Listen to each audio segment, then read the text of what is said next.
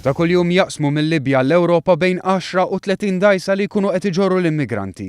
Il-problema tal-immigrazzjoni ma sparixxietx imma ta' kuljum il-Forzi Armati ta' Malta għaddejjin b'ħidma biex isalvaw il-ħajjiet tal-immigranti.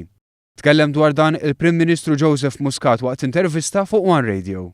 Bħalissa l-Mediterran qiegħed jara vjaġġi kontinwi ta' immigranti, tant li fl-aħħar ġimgħat daħlu fl-Italja eluf ta' immigranti irregolari. Naħseb għaddaqs illum il-Forzi Armati Maltin ma kienu involuti f'tant operazzjonijiet ta' salvataġġ u ta' għajnuna. Il-Prim Ministru qal li f'din il-kwistjoni l-Gvern Malti qed jaħdem f'ħidma konġunta mal-Italja u qed isib l-għajnuna tal-Amerikani. Fisser kif l-Italja qed taffaċċja problema enormi hekk kif l-wieħed qed jidħlu mal-2600 immigrant. Imma b'dispjaċir il-Prim Ministru nnota li l-Ewropa reġgħet insiet din il-problema. L-Ewropa nsietna kollha, il-kulħadd insiet m'hemm xejn Ewropa. Hemm żewġ pajjiżi fil-fruntiera u li meta ġejna ssiw n-nol l-Amerikani sibna biex jgħinuna.